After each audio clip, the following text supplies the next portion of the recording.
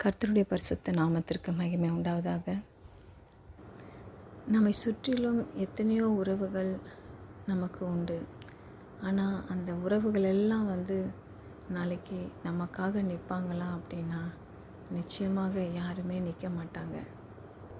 அந்த உறவுகள் எல்லாம் நம்ம கூட கடைசி வரைக்கும் இருப்பாங்களா அப்படின்னு பார்த்திங்கன்னா நிச்சயமாக 100% ஒருத்தர் கூட நம்ம கூட பயணிக்கவே முடியாது. அவங்க கடைசி வரைக்கும் நமக்காக இருப்பாங்களா அப்படின்றதும் ஒரு பெரிய கேள்வியாக இருக்கும். நம்ம எல்லாம் ஒரு கட்டத்தில் மனுஷங்களெல்லாம் பேசி மனுஷங்களிடத்தில் நல்லா பழகி நம்ம வந்திருப்போம். ஆனால் ஏதாவது ஒரு சூழ்நிலையில் அவங்களுக்குள்ளாக மனக்கசப்புகள் உண்டாயிருக்கும். நம்ம நல்லதே செஞ்சாலும் அவங்களுக்கு அது பிடிக்காமல் இருக்கும்.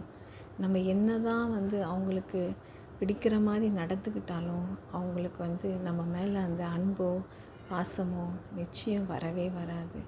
ஏன்னா ஒன்ஸ் ஆண்டவர் ஏசப்பா உங்களை நேசிக்க ஆரம்பித்தாங்கன்னா உங்கள் உறவுகள் எல்லாம் உங்களை விட்டு பிரிஞ்சு போயிட்டே இருப்பாங்க.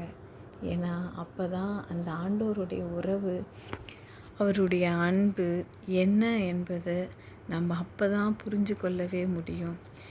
என் ஆண்டவரோடு இருக்கிற ரிலேஷன்ஷிப் உண்மையாகவே அது எப்பொழுதும் ரொம்ப அருமையாக இருக்கும். என் ஏசப்பா கூட உங்கள் ரிலேஷன்ஷிப்பை நீங்கள் வச்சு பாருங்கள்.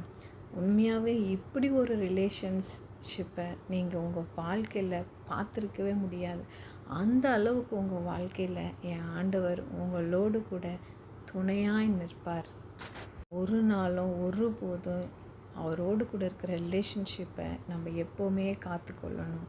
கர்த்தர் தாமே உங்களை ஆசீர்வதிப்பாராக. ஆமென்.